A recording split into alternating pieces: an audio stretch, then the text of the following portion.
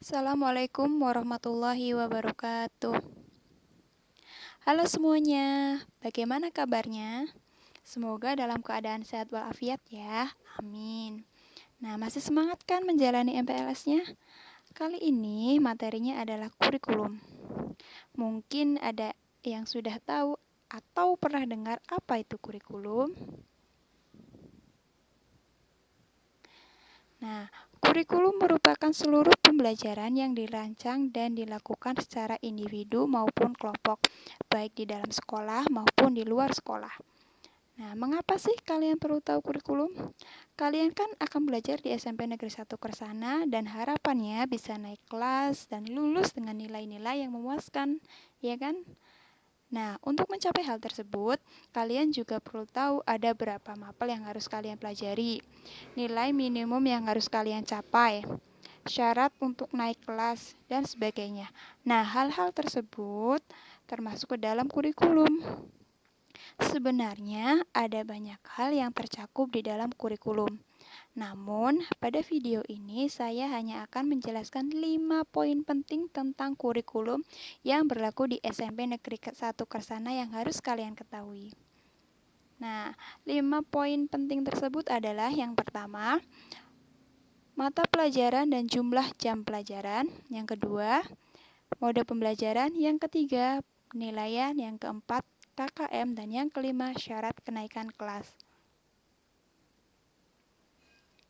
Poin yang pertama adalah tentang mata pelajaran dan jumlah jam pelajaran. Bisa dilihat ya, jumlah mata pelajaran yang ada di jenjang SMP ada 12 mapel. Nah, jumlahnya lebih banyak daripada dulu saat kalian berada di sekolah dasar. Artinya apa? Artinya kalian butuh lebih banyak usaha, belajar, dan berdoa untuk tetap bisa berprestasi di jenjang SMP ini. Nah, di sebelah kanannya ada jam pelajaran saat pandemi, dan di sebelah kirinya ada jam pelajaran sebelum pandemi.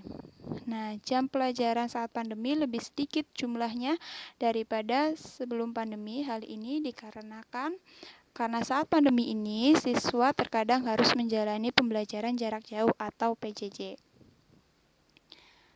Nah, kemudian poin penting yang kedua adalah tentang mode pembelajaran.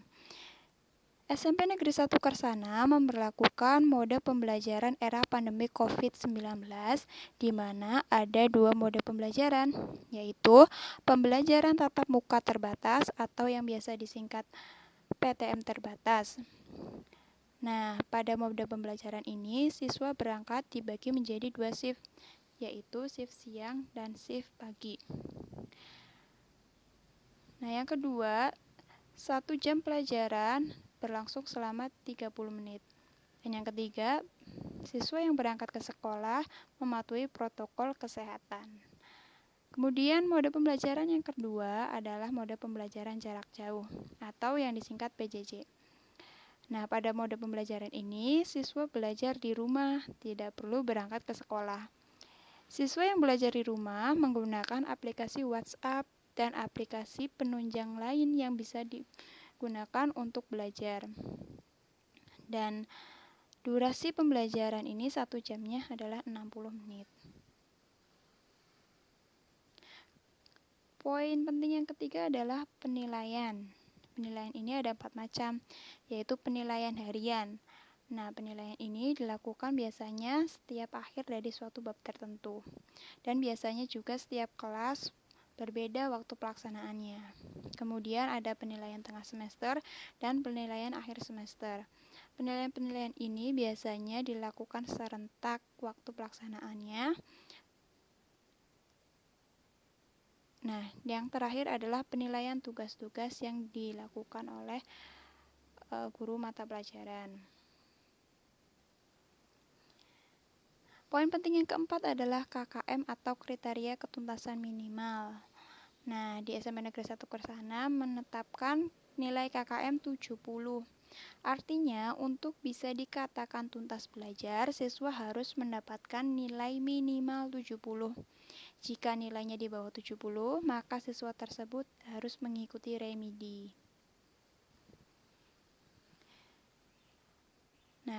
ada kasus. Minggu ini Budi mengerjakan penilaian harian sebanyak 3 mapel dan mendapatkan nilai matematika 65, IPA 70, dan bahasa Inggris 80. Pertanyaannya, ada berapa mapel yang tidak tuntas? Jawabannya adalah 1 mapel, yaitu mapel matematika, karena tadi nilainya 65 di bawah 70.